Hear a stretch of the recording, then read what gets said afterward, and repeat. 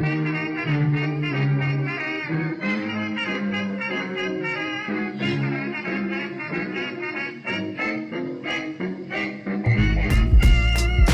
welcome to another episode of Rustacean Station. I'm your host, Alan Wyma, and today we have Cedric, who is a recruitment consultant specializing in Rust. I believe that's still correct, right?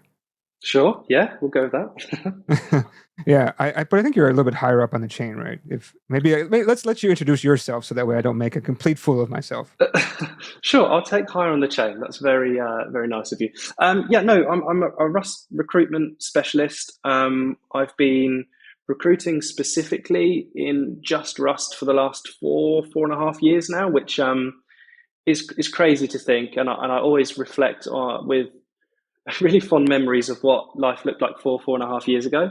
I say this to everyone, it was a bit of a ghost town back then. I kind of fell into Rust recruitment specifically because I started in Java for the first couple of months. But yeah, I fell into Rust recruitment completely on accident when we kind of, were asked to do a massive project in it. And yeah, I had a few conversations with a few Rust engineers, and the passion in the community was frankly ridiculous. Everyone loved it. It was a completely different interaction to what I was having with other engineers stemming from other languages. There was a clear love for the language. The phrases we kept hearing was, "This is it. This is all I'm going to do. Rust is my life. I'm never going back to anything else." And yeah, almost like a mini cult, I suppose, when it came to this. And I think that passion shone through. And a part of me thought, you know what, I need to pay a bit more attention to this, because if you guys are loving it, it might have some legs here and it might go somewhere. And thankfully it did. And we're here, 4.5 years later, in a much better landscape. I've now got a team behind me. There's 5 of us who solely just recruit for Rust positions.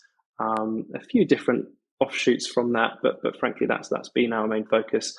And I've loved it. Genuinely, I've loved it ever since. I think what I've been trying to focus on, especially this year, has been more around the community engagement side of things. So I've joined, I think you've had Ernest on before. I've joined Ernest in his Rust meetups in London quite regularly. I obviously attended Rust Nation at the beginning of the year, which kind of spurred on a lot of more love for the space, and seeing how that's again changed, and seeing people flock to Rust. And then, in the last 4 or 5 months, again, on top of that, we've started setting up our own kind of meetups, our own talks, inviting people to chat through their experiences of Rust here in London. And we look to continue to do that as well, and start building our own community. So, it's all encompassing. At the core of it, I've got a pretty good view, and the team and I've got a pretty good view of where we are in Rust, and hiring for Rust, but also joining Rust as a career as opposed to just working on it in your personal time. And so, I'm really thankful to be here today and kind of talk through my experiences in that. And if I can help anyone in the community, that's what I'm here to do in some way or another today. There's definitely a lot of people who are doing this for fun. They would like to go to the next level, which of course would be actually getting paid to work on Rust and actually doing more serious projects or whatever, right? We'll get to that in a second, but I'm really curious because Java is kind of like one of those languages that just, I don't know if it's necessarily, I guess you can let me know if it's actually ever growing, or it's just a huge steady stream, because basically every financial institution uses it. And of course, not just that, but those are probably one of the biggest customers that I can think of. But so many people use Java. It's like you can probably be in there and still make a decent amount of money, right, and everything else. Absolutely. So, what made you go from Java, which I'm sure you can easily find people and also easily place people, to Rust, where it's, at least at the beginning when you started, it wasn't like anything near Java. Even now, it's still not near Java, but it's still, of course, now you can find more opportunities, but at that time was far and few, right? Candidates and positions. Java, 100%, there's still a place for Java.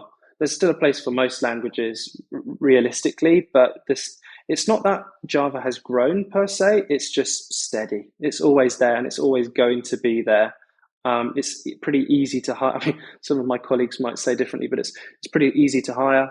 into Rust in comparison into Java, sorry, in comparison to Rust, you're always going to have the next influx of candidates come through because it's taught from such a young age, but it's also pretty systemic in universities, especially over here in the UK.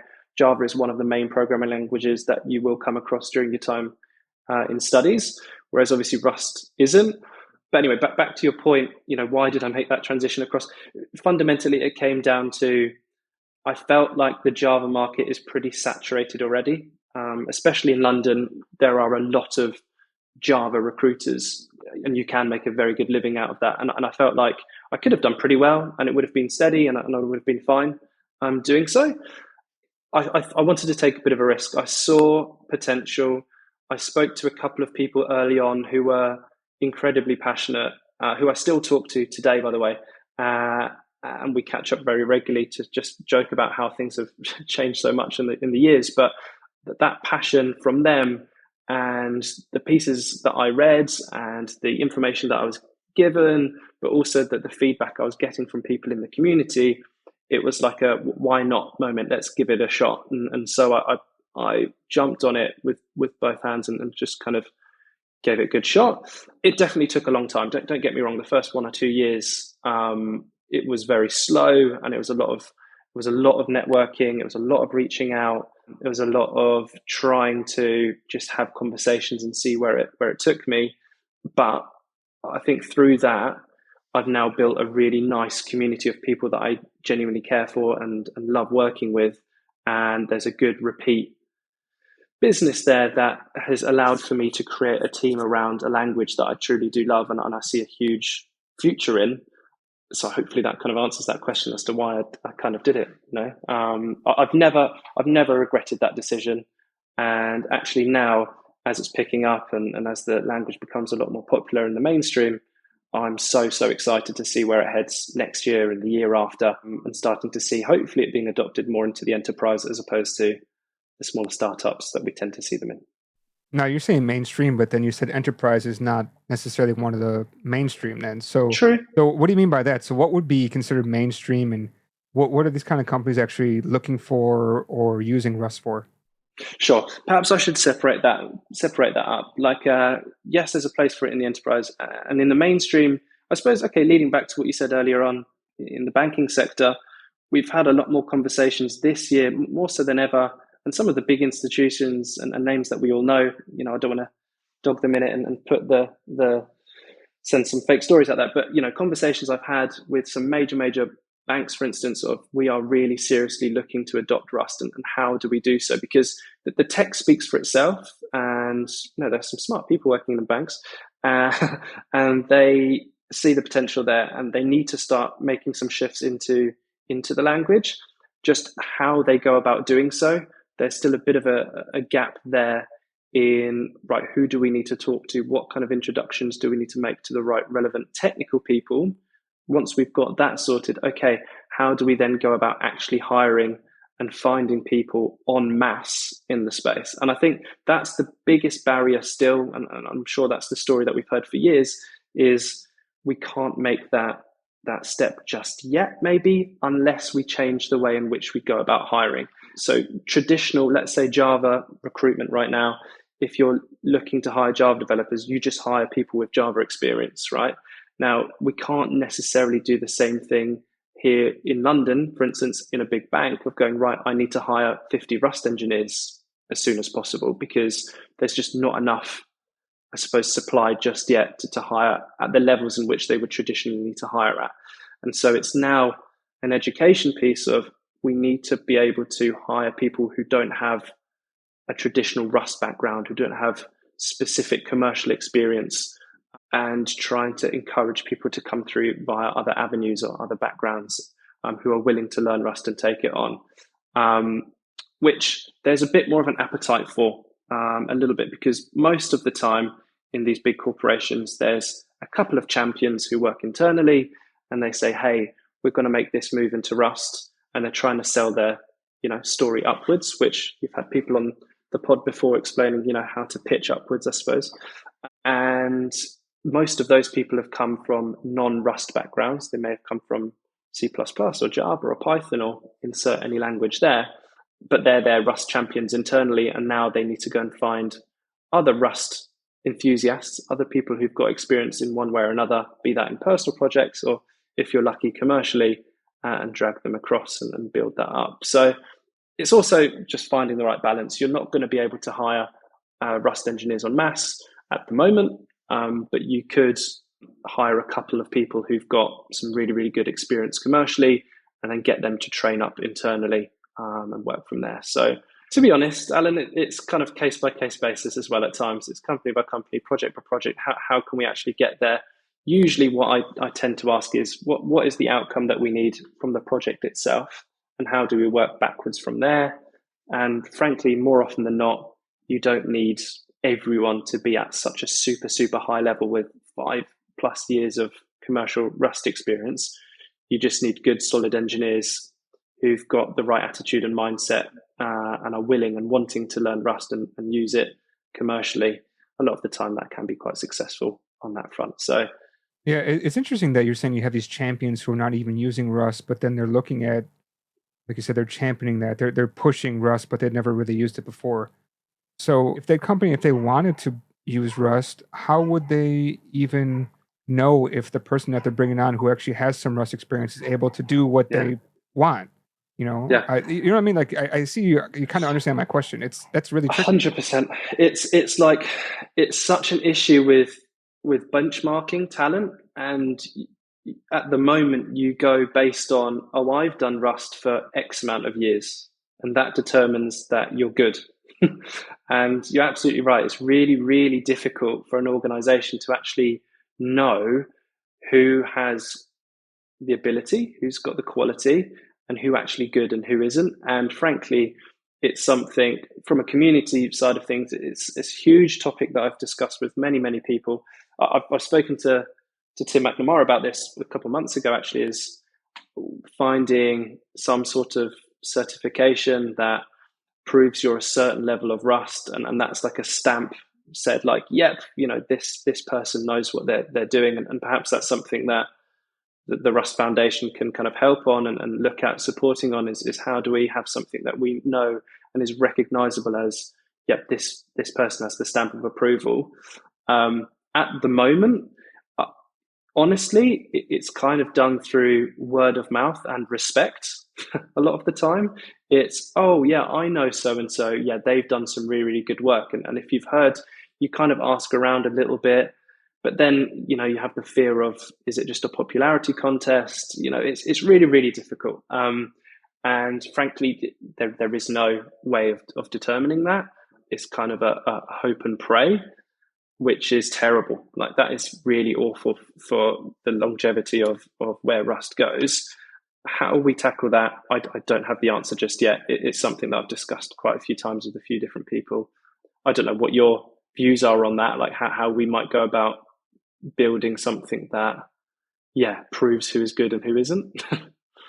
I tend to think about code quality as kind of like we had this obscenity law, which this judge basically said, oh, I can't describe what is obscene, but I know it when I see it. I feel like code quality is similar. Like, I don't know how to describe something as good, but when I see it, I know it's good. You know what I mean? Yeah, which is okay. But again, I don't think necessarily there's any sort of scalability to that. So of course, it's definitely a key issue. It's definitely something that we can address. Well, but not to mention too, like, things change, right? There's new features added to a language. There's new styles. There's new design patterns. I mean, we're still figuring out things all the time, right? Even with any language, but I think Rust more so than some others. Yeah, is that they start to figure, oh, actually, why don't we do something more like this, or why don't we do like that, or, well, there's so many different ways to do some of the coding, right? which is brilliant and usually a big positive, right? But for sure, like, you can very, very quickly fall behind of what is good and what is bad, or what, being up to date and being knowledgeable of your space and what you're doing. Luckily, again, we're talking about a community and a language where generally the engineers within the Rust space are generally actually pretty damn good. Again, that's anecdotally, but you're almost, because there's no universal way of learning the language, you're kind of forced to learn it for yourself, which usually creates better engineers or more curious engineers. So the language, in my experiences, the people that I've worked with have tended to be better or more knowledgeable or more willing to try new things than had you just gone to university. And I feel like I'm bashing Java, but for instance, you've gone to university, studied Java, you just stuck with it. There might not naturally be a reason for you to keep trying to improve, keep trying to learn with the language as it grows. Whereas with Rust, generally the community has moved with it as it's kind of improved. It's a tough one. It's a really tough one. And again, usually on the projects that I work on, I try to bring on a couple of consultants who can offer their insight and views on things when it comes to hiring senior talent, and just get their say and have them chat to them for 15 to 30 minutes and just get their viewpoints. And they're trusted people that I've worked with for years, and if they give me the thumbs up as to, yeah, you know what, this person's pretty decent, they've got what it takes, that helps me massively. And usually for the clients and the projects I work on, it has resulted in really good success stories. So I'm going to continue to do that until we have some sort of certification that says, yes, this is the stamp of approval, this person knows their Rust. I mean, do you really feel that having some kind of official stamp would make things better? Or are you just kind of just speaking out loud that you wish there's something out there? I'm not opposed to giving it a try, and seeing what comes of it. If there were levels to it as well, that would be quite good, as to kind of saying, right, you've got your level 1 Rust, your level 2 Rust, your level 3 Rust, or however we want to do it. Again, that's more work that most people might not want to sign up for. And is there an interest for that? I don't know. But when it comes to your original question posed as to how do we actually know if someone is good, other than the old eye test and going, yeah, it's pretty good from the looks of it. I do think some sort of structure is going to be important. Maybe not now, but thinking ahead to 5-10 years time, when hopefully this is adopted far more into the mainstream, and you kind of see that more. But then again, arguments against it is that, natural selection, you'll be able to kind of pick that apart quite quickly. You'll see quite quickly who's good and who isn't, or what work is good or what work isn't. And it's an ever fluid kind of situation. So I don't know, I'm spitballing ideas. There's pros and cons on all sides, but it was something that I'd discussed with a few people before. It's like, would that actually be good? And I don't know, but it might be worth a try. Well, I think you're heading into another really good topic that we touched about when we met in person over at SurrealDB, Real World Conference, right? Yeah. And we were talking a little bit about people, how do they actually find jobs? Because there is this generic, like, well, I'm doing Rust, I want to find a job. How can I stand out, right? So we're talking on the other side, basically the side that you know well. But I think you can use this to kind of advise people, how can they go and find a Rust job, right? Like, what do they need to do to prepare themselves? It's a fantastic question, and it's one that I've been asked maybe 10,000 times over the last 4 years. And it's changed over the years. I think 4 years ago, my response would have been, I don't know, you tell me. And I say that quite seriously, because back then, for us to even go out and find it, we were doing the same things as what you as engineers were probably doing, which was scraping the forums, talking to other people in the space, reading This Week in Rust or whatever it might be, as time went on, and trying to build your own community up, and through word of mouth, trying to find something, which is really difficult and it takes time. It's very time consuming. What we want to get to is you load up your computer, you search Rust jobs and you find something, right? It changed over the years. I think as I started reaching out to more and more people, I heard it was easier and easier to do. There were certain Slack channels, Discord communities, everything that you can kind of get into, which again would encourage that. I think where we're at now, there is far more Rust jobs being advertised out there. And I'm not just talking about the classic kind of crypto or Web3 things that you've been seeing over the last X amount of years. We are now starting to see it being used in literally almost every industry. This year, I was looking kind of through the jobs and projects that we've had on this year. This year, the biggest kind of industry that Rust has kind of been found in more is cybersecurity, for kind of, I suppose, obvious reasons. But that is starting to become more and more of a serious topic. A lot more companies are getting formed in that space, and Rust is being adopted, or is at least being discussed in every sort of meeting as, hey, like, this is something that we should probably use within our stack. And so you can find positions out there. I know it sounds silly, but you can literally Google Rust jobs and you find some things. Now that doesn't help. That's the really simple, basic first step that everyone would do.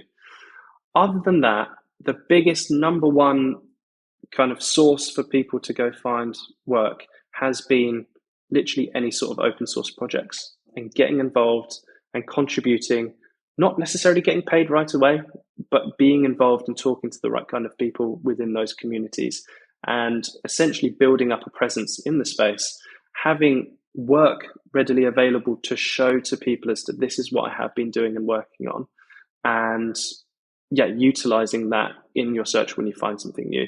That, and as much as you physically can right now, try and champion Rust into the projects that you're doing at work commercially right now, wherever it's applicable.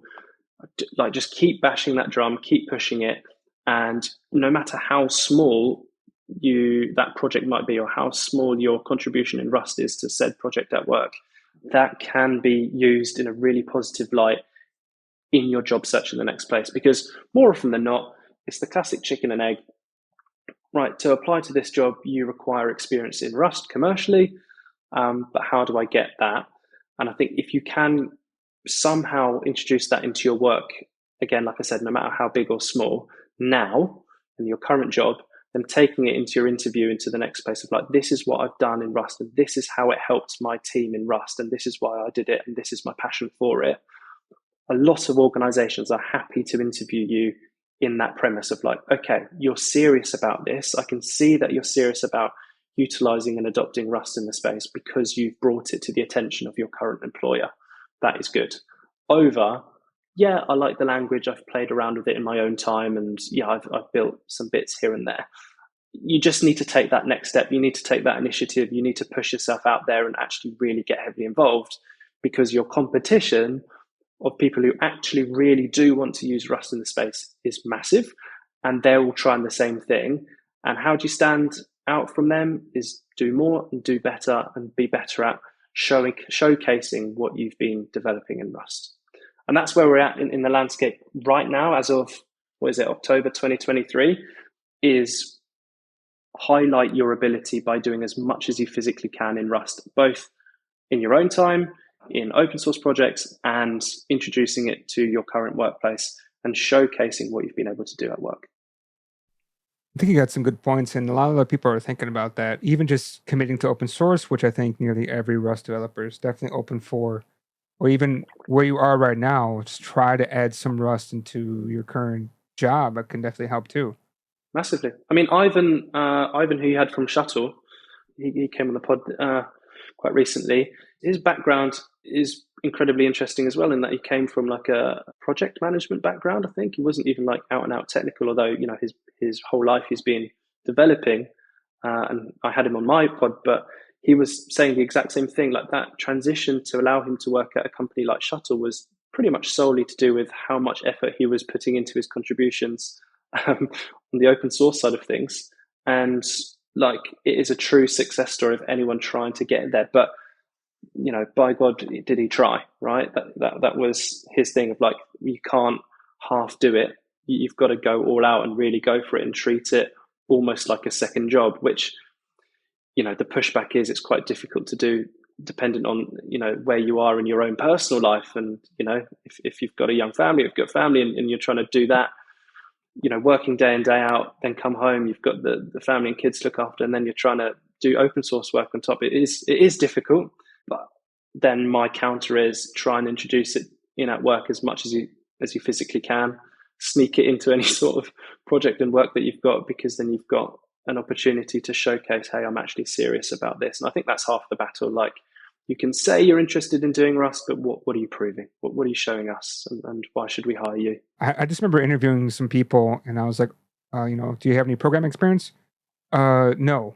Do you have interest? Yeah, I do. Like, I'm super passionate. I really want to get into it. I really want to learn how to program. I really want to do. Okay, but what stopped you? I just couldn't find a job in it, so I couldn't do it. It's like, well, did you install any programming language? Did you learn to pick up a book? Did you do any? No. I would love to be a footballer. I'd love to play football professionally. But what do I do on my downtime? I'll play with my friends once a week, a bit of a kickabout for an hour and a half. I mean, that's not going to get me there, right? It's like, you've got to push yourself. You've got to get yourself out there, because, like I said, your competition, the people who really care and really want to do this and are really committing themselves to it, they're really attacking it quite hard. and they're doing the right kind of things, and the opportunities will present itself. And there are plenty of case studies and stories of which that's happened. Yeah, definitely. But I think, like you said, showing that initiative that you really care so much that you're willing to do this stuff, like it's not necessarily for free that people are looking at, but that you're doing it. And the only motivation you have is that you want to do it, right? Rather than somebody's paying you to do it. Yeah, it's an investment into yourself, and it's an investment. Yes, it's an investment of time, but long term, you do anything enough, and you become better at anything. Eventually, the cream rises to the top, and you're able to showcase that, and you will get opportunities presented to you.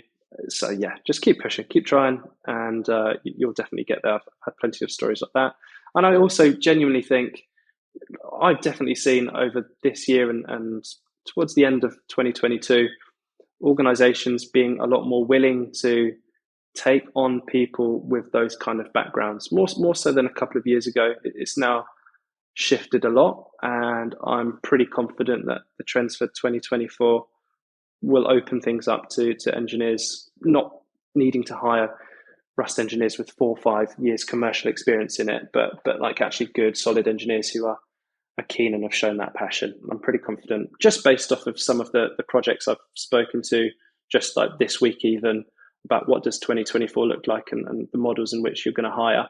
I think there'll be a lot more people open to backgrounds like this, which is great. It's a good sign. It's a positive sign in the right direction.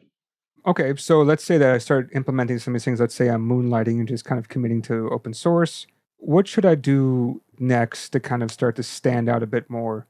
I'm thinking like networking definitely is another one. Try to join some of these events, local groups, or even online, etc.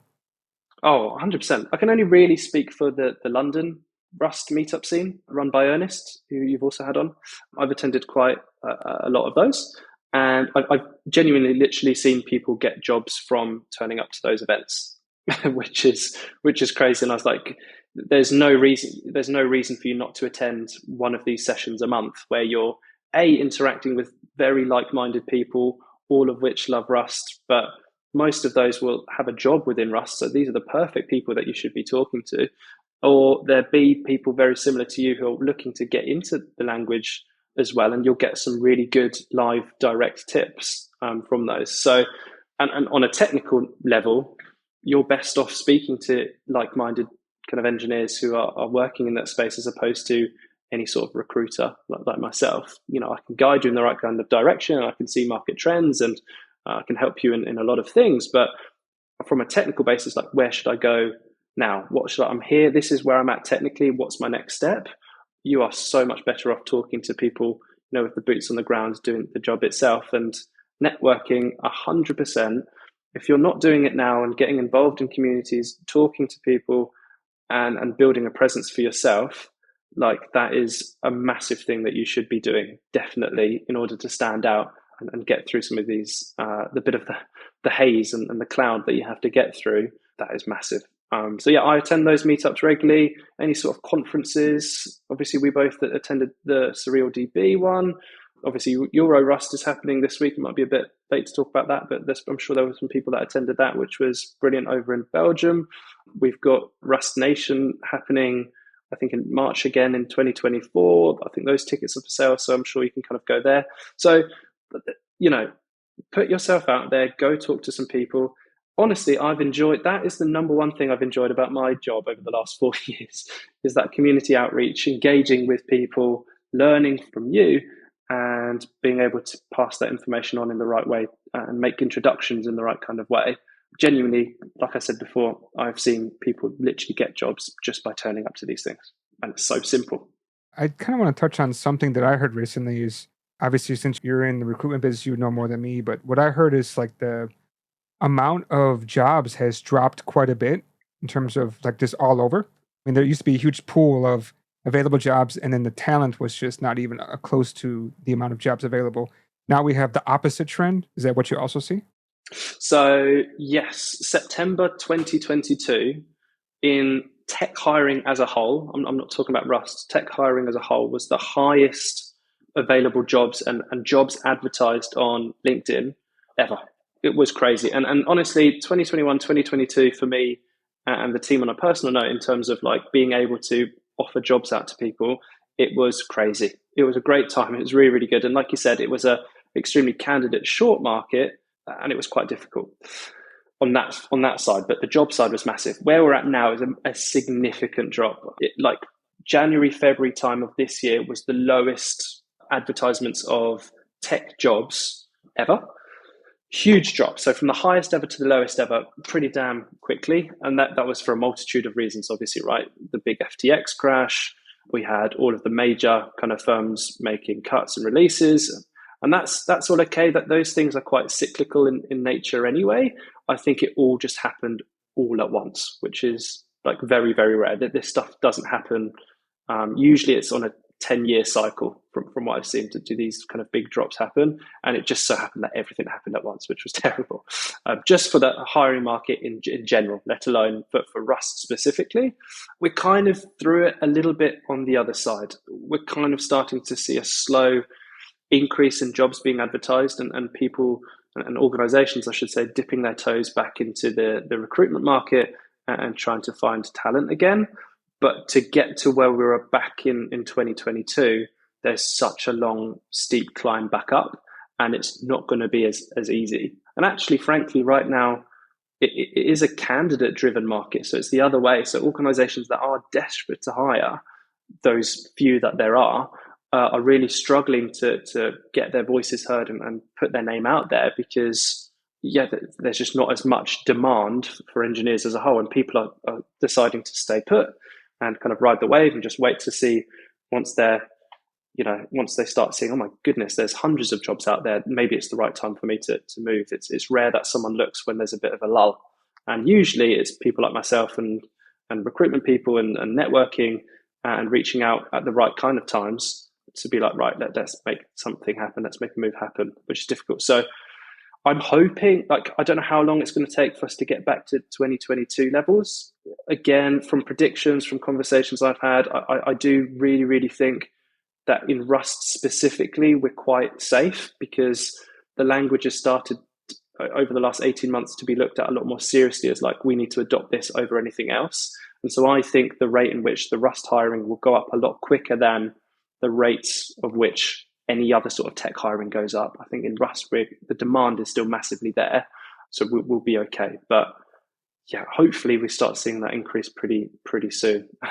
Maybe from a selfish standpoint, but also from a community standpoint, it's quite healthy to have people move, learn, share things, and yeah, we obviously want to make sure that we allow for opportunities for people to even get into the space that aren't even in there right now, and that can only happen if the markets open up a little bit more.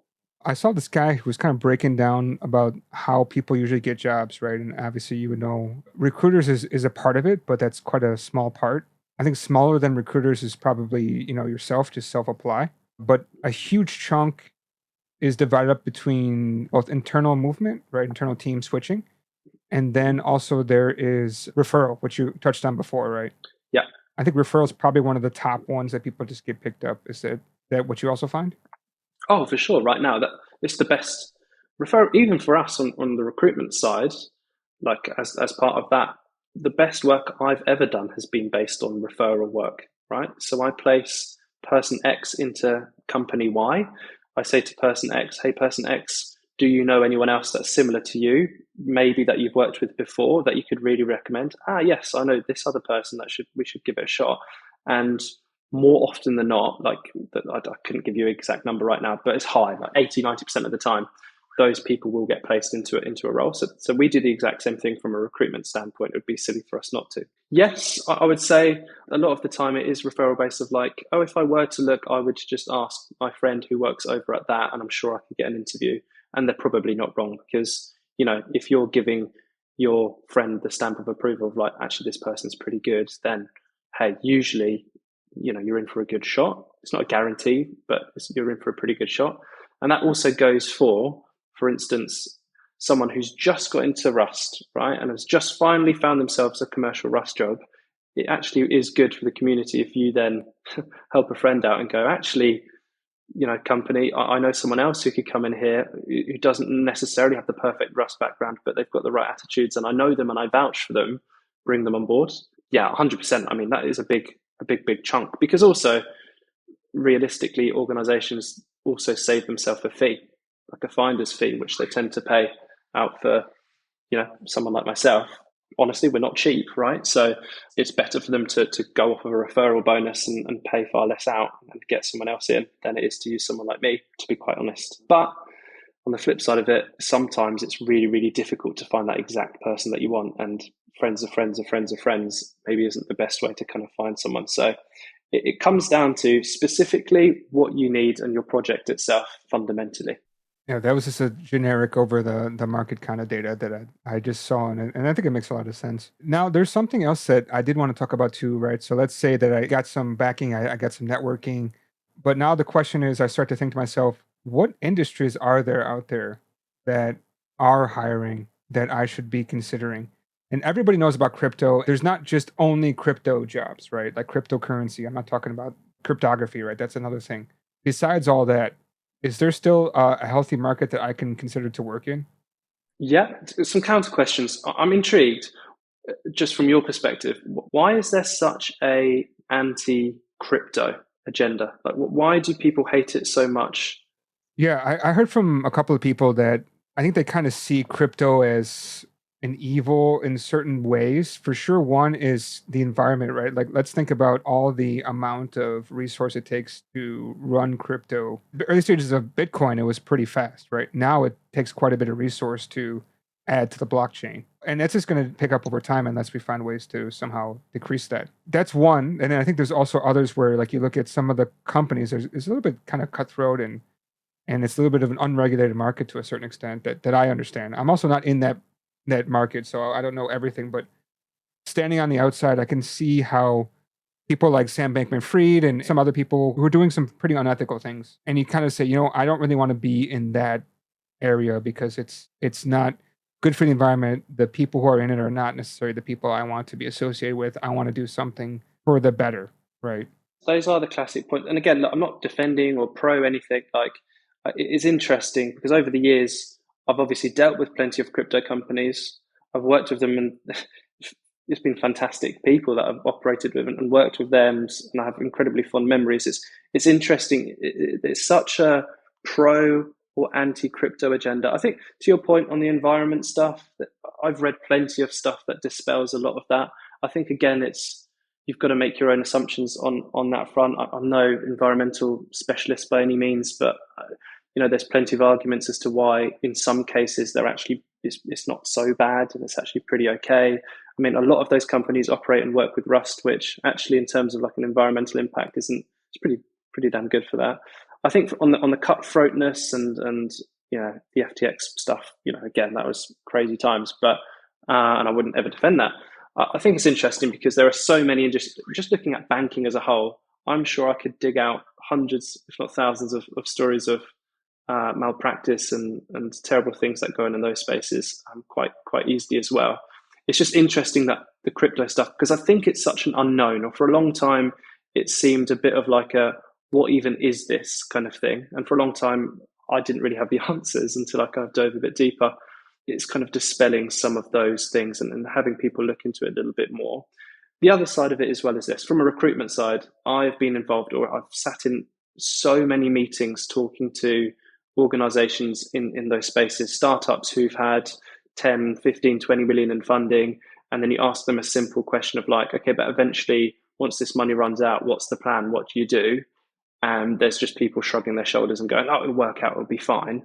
And I've taken massive steps back from those kind of people who just don't know what they're talking about or doing.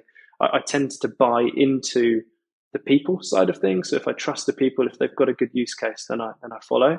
Back to your original point. So again, I'm not super pro crypto. I'm not against it at all. I think there's definitely a place for it, especially in Rust for us. Without that early on, I don't know how much Rust would have actually been in the conversation.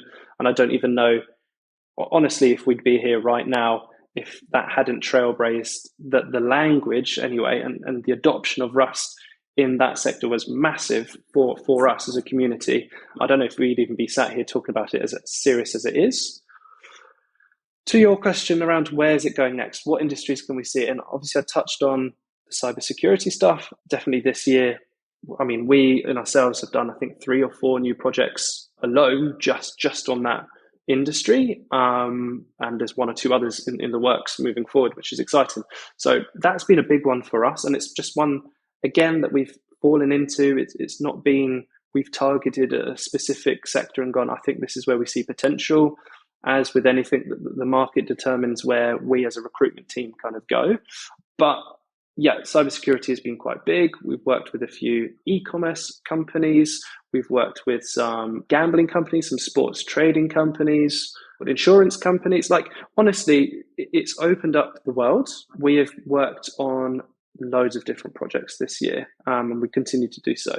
And to go back to the crypto stuff. So crypto, the FTX crash was massive, and it sent ripples through the community. I barely know any companies this year in 2023 that have made any sort of significant hiring in the crypto space, right? We've literally, naturally, completely detached ourselves from that space because simply they're just not hiring. They're almost on survival mode, keep the things working, make sure we, keep the company running, and hopefully next year we find ourselves in another bull run and we start hiring again and doing things. So to your point, yes, it might be a little bit unstable at times. So that's also probably why it gets a bit of a rap. But yeah, for 2023, we have done next to no hiring in that space whatsoever in comparison to other years. And yet I now have a larger team size than I ever done. And we are working on a more business than we have ever done. And we're not reliant on that market at all. So rest assured to people like thinking, oh, all it is crypto and Web3 stuff. There's definitely a place for that, and that will continue to grow, and that's absolutely fine. And I do encourage people to make their own assumptions on it themselves and read into it and look at it yourselves, because there's some very smart people working in those spaces. But if you are still, you know what, I'm still against it, absolutely not. I have seen a huge increase across the board of Rust utilization everywhere, and that is definitely not going to stop next year. If anything, that's just going to keep growing. I think almost every industry can take a look at adding Rust to their stack. And what I mean is more so on the augmenting their stack rather than kind of replacing it. You just did that event recently, and I think that one was more about adding it to your stack. Like you had one of the guys from Pio3 was there, and Max was there, who wrote a book about Python and Rust together, if I remember correctly. Yeah, so Max Flitton was talking there. Yeah, he's written a few books. He's got a book on async Rust as well coming out. And David from Pio3 also came down and delivered his kind of findings of their transitions into Rust. And he also gave some interesting kind of insights into, in your Python stack, you actually probably will find a lot of Rust already, which was quite funny and interesting. And a lot of people were shocked there. It was a good mix of people from traditional banking, from hedge funds, from trading companies. It was more financially leaning, which was quite interesting, because once those teams really start being serious about adopting it, usually a lot of other companies start to follow. But yeah, it was it was a lovely event with some really smart people there who care about Rust. And you're right, I've learned enough over the years to know that rewriting your whole stack, whatever it might be, into Rust is a massive undertaking, and it could take years. It might never finish, and it actually, is that plausible? Probably not, 99% of the time. But all the stories I've ever heard in my years doing this and chatting to companies, I've never heard a bad story of someone going, we've introduced Rust into our stack for this one particular reason, and through that one reason, actually we looked at it and went, maybe we could use it somewhere else, like here, or somewhere else like here, and just kept piling on top of it and piling on top of it. And although the core might be a Python kind of stack, they've built on top of it in Rust, and it's suited them massively. And their success stories are just really, really positive. So yeah, there's a definite place for companies to introduce Rust into their stack. And I would just kind of say, just give it a try and see what happens. And if it's really terrible and doesn't work, then hey, it doesn't work. But I think more often than not, it's going to serve some sort of purpose that's going to benefit you, and you'd probably be surprised. So again, yes, that event was quite a big eye opener the other week, and I learned quite a lot on a technical level as well. Again, most of it goes over my head, but it was explained to me quite clearly that there is a definite place for Rust and Python certainly to work together quite closely, which is incredibly exciting for the Rust community, because the more of that happening, the more we're going to start seeing Rust as a skill set that we need down the line, moving on into the future. So, yeah, I'm intrigued to see where it goes. Is there any particular industry that you think is going to be growing, looking for more Rust developers? Quite honestly, no, is my answer. There's not one outlying industry that is far ahead anything else. I don't want to bang on about cybersecurity, but cybersecurity has been good to us this year. I think it changes with different cycles and trends. Rust at the moment is still down to the champions within a company and people adopting it. And if there's a use case for it and it works for you, then great. I mean, I've heard e-commerce companies use it. Insurance firms have started to take it on because insurance as a whole is pretty outdated when it comes to stacks. The legacy code is 10, 20, 30 years old in some cases. And so having champions there that have said, right, we want to introduce Rust in some way or another has been quite positive experiences. And we've seen some good things come of that. I don't want to pigeonhole myself or the community into any one path or direction. I want to keep it as open as possible, and I just want to see it used everywhere. I think there is a place. I'm still yet to see, and maybe that's because I'm detached from it completely, and I'm sure there are cases where it doesn't make sense. But so far, I've been involved in almost every sort of industry that you could be in when it comes to adopting Rust. Okay, that's good to hear that there's no particular industries that are kind of dominating necessarily, or that you think are going to be the most fast growing. I think cybersecurity is definitely one that will be more and more. And then I think that's kind of also piggybacking off of some of the crypto stuff too, because they have to kind of both be secure cyberly, if that's the right word. Yeah. The other interesting one has been gaming. I mean, gaming for a long time has been C++ dominated. And obviously, with everyone loves using Bevy, for instance, that's been like a hot thing that everyone's been using for in their gaming projects. I'm intrigued to see if there will be mass adoption of that. It seems from a few conversations I've had over the years that it's really, really difficult to utilize Rust in like a legacy C++ stack, because when it comes to game development, there are so many layers, and a lot of the fixes are sort of short term and ad hoc onto something else, and it's difficult to unpack that and introduce Rust kind of as smoothly as it might be elsewhere, is what I understand. Again, that could be completely wrong, and people have different assumptions to that. But I'm intrigued to see where that heads. There's definitely a place for Rust, as far as I'm aware, in gaming as an industry, but it's not been something that I have been able to offer my advice to too much. So I'm intrigued if the community, where that heads, Rust in gaming, for instance. But it's interesting that you talk about that, because I didn't know how popular that's becoming. But I know there's like one studio, Embark, that's kind of really looking at Rust. The Swedish team, right? I think so. But they're definitely like trying to build up all the stuff within it. It's taken a long time. I mean, they have a lot, like decades of stuff they need to catch up on, right? I'd be so intrigued to hear their stories on that. I've never really had the opportunity to talk to anyone there. I'm sure I could reach out and have a chat to someone there, and it would be quite interesting. But as with anything, and kind of advocating for Rust and pushing that further and further into the mainstream, success stories and case studies like that are vital, are so important to help push these things in front of decision makers. And usually it comes down to, and Joel was kind of alluding to it, it does come to like a cost thing. When the further up the chain it gets, like, yes, it can be great technically, and everyone's like, awesome, yeah, that's great that it saves me time.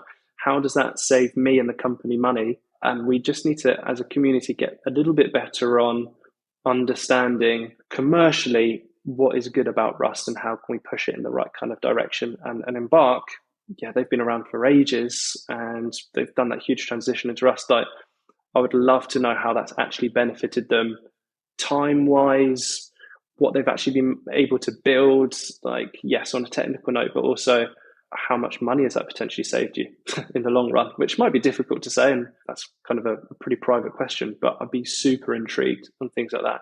And if there's people out there that you know or that are listening that want to chat about that and have stories to talk about that, that is massive in terms of getting that out there and it's widely spread. These are the success stories I've had, and this is how it's saved my company money. Like, if we get enough of those together, literally adoption is just a matter of time. We just need enough of those. I totally agree. And I think you have quite a few people that you talk to that are thinking and considering actually using Rust in production at their company, but they're like, well, we don't really know of anybody doing this, right? So they don't have that security, is what you're talking about. That, and it comes to your earlier point around how do I know who I'm bringing on is actually good? You will have technical professionals who can, again, give it the look test of like, well, it looks good and it runs well and I understand the core of it. But could I get someone even better to do something like this? I don't know. And I suppose that's where the community has to band together and help each other out. But also, that's obviously where someone like myself comes in from a networking standpoint of trying to introduce the right people to the right projects and getting the right faces involved in these things. For me, the more I can push Rust out into the world, the better. I love it. I love the community. I'm here for the long haul. So these kind of stories and these kind of like case studies are super, super important for us as a community to make sure that the opportunities keep rising and the opportunity for everyone to work in language that they love keeps coming. Awesome. Is there anything else that you wanted to say about kind of the Rust landscape? People are looking for jobs, or even people are thinking to try to find potential people for their company or for their projects? Yeah, a lot of people wait until they are ready to move. A lot of people wait last minute. They go, right, now is my time. I want to make this move right now. And I just implore people to keep an open mind whenever. And if they get approached by, it doesn't even have to be me, it could be whoever in the space, any recruiter, any community member, any dev relation person, whoever it might be that is wanting and willing to talk to you about Rust, please just open yourself up and have a chat and see what comes of it. These conversations happen in the most mysterious ways in times when you don't expect it. Keep yourself open to having those conversations and you will find opportunities present to you.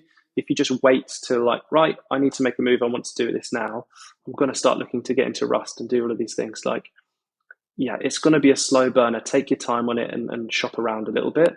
When it comes to hiring, like on the hiring side of things, yes, we're going to have a battle. You're always going to be able to find more Java developers, Python developers, any of the big languages that you're going to hear right now.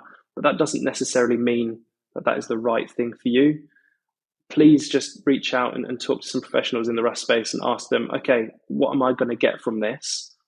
I would be shocked if 75% of the time, you know, more than 75% of the time, I'd say you'll get a positive response from the Rust community and you'll be given some sort of advice and information that actually probably helps you at your company right now and improving your stack and making things run faster, be safer, be more cost efficient. Just shop around and ask those questions and have it in the forefront of your mind. And if you've got questions on that, I can introduce you to the right people. I'm more than happy to do so.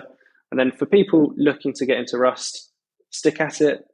Like I mentioned, get involved properly in the community, be that in the meetups, be that at the conferences, get involved in open source work, put yourself out there.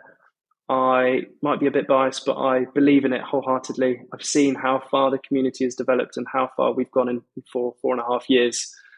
Jump on the train now. It won't be something you'll be disappointed in. I'm so confident in where this goes. And I know for a fact that the community will embrace you with both arms and give you the support and help that you need. You just have to ask for it. Awesome. Thanks for coming on. And it was good to hear more about, from the recruiter side and job hunting side and how we can prepare to find a career in Rust. No, I appreciate it. And yeah, thanks so much for giving me the platform to have a chat with some people, having a chat with you. I look forward to catching you face to face again sometime soon. And thanks for putting on this show, because it allows people who love the language and are gifted in this space to talk about it and their experiences. And the more we do that, the further we'll go. So thanks so much for the opportunity.